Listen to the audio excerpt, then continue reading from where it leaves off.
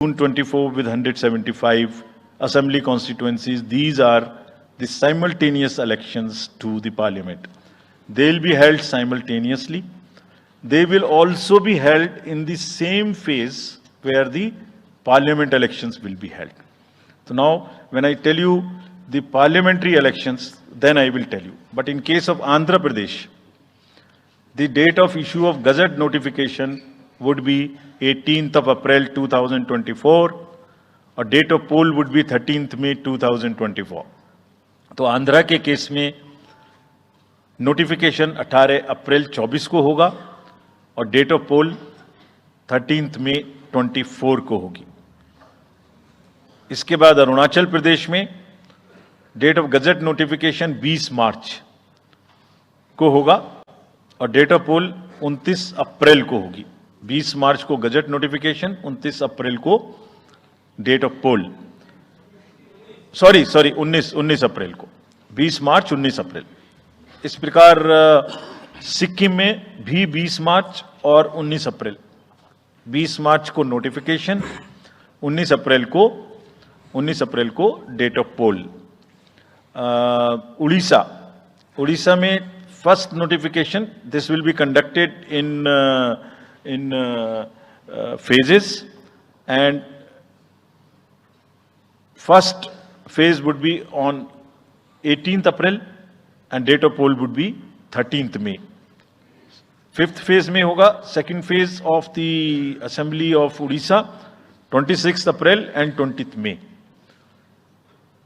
Then sixth phase and seventh phase also Odisha would have the assembly elections.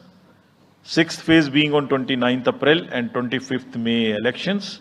ये सब आपके साथ में हम अभी शेयर कर रहे हैं ताकि आपको लिखने में, रिपोर्ट करने में इसको आसानी हो. Coming to the general elections to the Lok Sabha, जो विश्व का सबसे बड़ा लोकतांत्रिक त्योहार है, सबसे बड़ा लोकतांत्रिक त्योहार, biggest. 543 parliamentary constituencies, of which 84 are reserved for SCs and 47 are reserved for STs. तो इस 543 पार्लियामेंट्री कॉन्स्टिट्यूएंसीज के महात्योहार में शेड्यूल बताने से पहले सभी वोटर्स का फिर से हाथ जोड़ के आग्रह, अनुरोध, गुजारिश that please join for the voting. Come on the day of voting. छुट्टी मनाने ना जाएं, जरूर आ जाएं. Schedule of the Lok Sabha poll. Phase 1. We'll do it in 7 phases, as was done last time. 7 phases. Phase 1 will start from 20th March notification, 5 days from now. And last date of withdrawal would be 30th March and date of poll would be 19th of April. इसमें phase 1 का schedule एक दिन से हमें 2 बार करना पड़ रहा है. फिर बिहार के लिए वहां एक फेस्टिवल है, तो नोटिफिकेशन की डेट सेम है, लेकिन बस लास्ट डेट ऑफ विड्रॉल हमें 30 मार्च की जगह 2 अप्रैल सिर्फ बिहार की फर्स्ट फेज के लिए करनी पड़ रही है, क्योंकि वहां त्योहार है. और 19 अप्रैल को यहां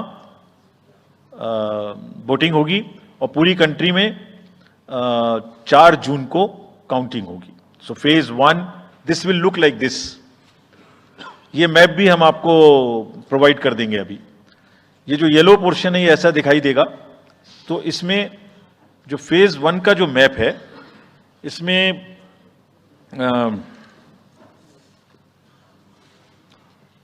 नॉर्थ ईस्ट, नीचे तमिलनाडु, राजस्थान, सेंटर में छत्तीसगढ़, मध्य प्रदेश और उत्तराखंड, और ऊपर में जम्मू कश्मीर की 1 पार्लियामेंट्री कॉन्स्टिट्यूएंसी. ये येलो फर्स्ट फेज का आपके सामने में मैप है. सेकंड फेज और फर्स्ट फेज में 21 स्टेट्स जाएंगी पोल में. Second phase notification will start on 28th of March and date of poll will be 26th of April. Similarly here, in case of J&K, because of the some holiday, the date of one day would be different, date of security of nomination would be different. but date of gazette notification और date of poll would be common. Phase 1 में 21 राज्य polling में जाएंगे और phase 2 में उसमें से और राज्य जुड़ जाएंगे. So this is the map which would be phase 2, जिसमें हम नॉर्थ ईस्ट में काफी जगह चुनाव को कंप्लीट करते हुए, तमिलनाडु में कंप्लीट करते हुए, सेकेंड फेज में राजस्थान को भी कंप्लीट करेंगे. Phase 3 would be from 12th of April and date of poll will be 7th of May. इसमें भी टोटल 12 स्टेट्स उस समय में जा रही होंगी और इस फेज में 3 नए राज्य में चुनाव शुरू होगा. इसका मैप कुछ इस तरह से दिखाई देगा. राजस्थान हम कवर कर चुके होंगे, तमिलनाडु कवर कर चुके होंगे, केरला कवर कर चुके होंगे, गुजरात इसमें कवर कर लेंगे, नॉर्थ ईस्ट पूरा कवर कर चुके होंगे और हम नए राज्यों को मिला के 3 इसमें नए राज्य भी जुड़ेंगे. फोर्थ फेज में 18 अप्रैल को गजट नोटिफिकेशन होगा और date of polling would be 13th of May. Date of counting in the entire country would be 4th of June for all by-elections, for the assembly elections, for the parliamentary elections. इसका map कुछ इस तरह का दिखाई देगा.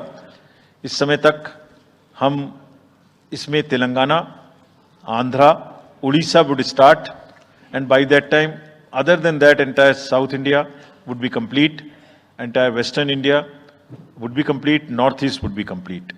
और fifth phase 26 अप्रैल से शुरू होगी और 20 मई तक चलेगी. 20 मई तक डेट ऑफ पोल होगी. बीच में नॉमिनेशन, स्क्रूटनी और विड्रॉल की डेट्स रहेंगी.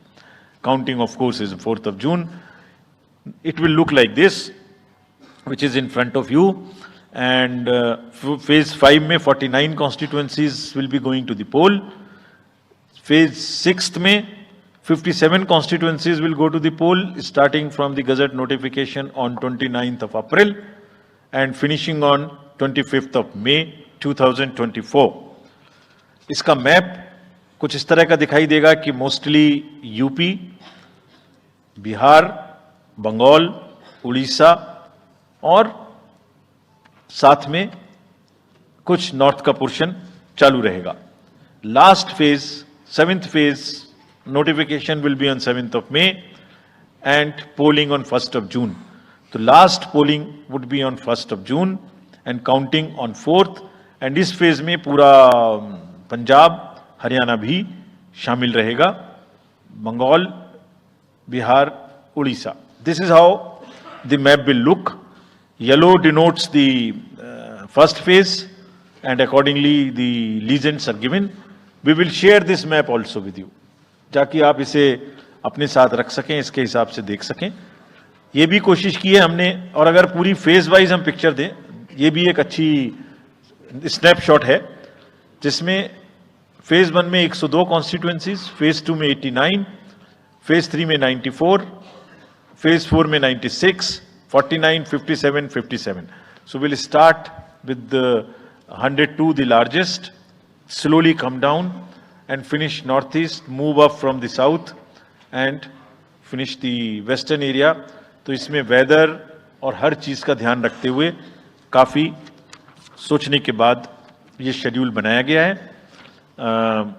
विद दिस जो सिंगल पोल डेट है वो 22 स्टेट में होगी. 2 राज्य 4 बार में जाएंगे, कर्नाटका, राजस्थान, त्रिपुरा, मणिपुर. 3 फेज में 2 जाएंगे, छत्तीसगढ़ एंड असम. 4 फेज में 3 जाएंगे, उड़ीसा, मध्य प्रदेश, झारखंड. 5 फेज में 2 जाएंगे, महाराष्ट्र एंड जम्मू कश्मीर. जम्मू कश्मीर की हर पार्लियामेंट्री कॉन्स्टिट्यूएंसी के लिए 1 फेज होगी. और 7 फेज में 3 जाएंगे, Uttar Pradesh, Bihar and West Bengal. With this friends, I end my address and thank you very much. Thank you, sir, for those detailed remarks. Please hold on. So, you raise your hands, हाथ खड़ा कर दीजिए. Micers आपके पास आएंगे. तो we will start with you in the first row. Where are the micers? आप आइए, इनको दे दीजिए. जो Yeah, CC sir will take 4-5 questions at one time, so after that we'll take the next person. Yeah. Sir मैं मोहित दुबे हूँ news nation से। Sir मेरा सवाल ये है कि आपने 7 चरणों में मतदान ये करवाया है, बहुत बड़ी चुनौती है क्योंकि दुनिया का सबसे बड़ा लोकतंत्र हिंदुस्तान है। अपोजिशन पार्टियां जो है ये आरोप लगा रही हैं कि 7 चरणों में क्या जरूरत है और इसकी वजह से सत्ताधारी दल को फायदा होता है। और छोटा सा सवाल सर एक और है कि ईवीएम को लेके लगातार अपोजिशन धरना दे रहा है, सवाल उठा रहा है। आप हमेशा ये कहते रहे कि निष्पक्षता के साथ आप मतदान करवाते रहते हैं ईवीएम के माध्यम से, तो उनके सवाल के बारे में आप क्या जवाब देंगे? आप ये जो लाइट जैकेट पहने हैं सेंटर में, इनको दे दीजिए। जो हाँ, या जस्ट होल्ड ऑन। सर मेरा नाम रविंद्र सिंह शोरान है। I would like to ask कि जो आपने बताया कि 3500 करोड़ रुपए को सीज किया, उसके बाद कार्रवाई कितने लोग जेल गए, कौन कौन सी पॉलिटिकल पार्टीज इन्वॉल्व थी, और जो लीकर सीज किया गया उसमें कितने केसेस रजिस्टर हुए, उसकी डिटेल्स इलेक्शन कमीशन हमारे साथ कभी शेयर करता नहीं है after the election happens. This lady in the front, या इधर मिडिल में जो है, इनको माइकर्स, हाँ इनको दे दीजिए, या इनको दे दीजिए। हाँ, please switch on your mic.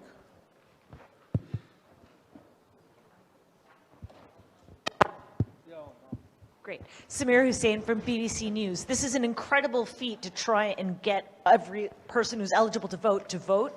I'm wondering how much money is being spent. And in addition, what is the biggest concern in terms of these elections? Okay. The lady in the 4th row over there with that black dress, उनको दे दीजिए माइकर्स, middle में। हाँ, उनको जो बीच में है वो lady जो है, हाँ, give it to her. Yes, switch on your mic.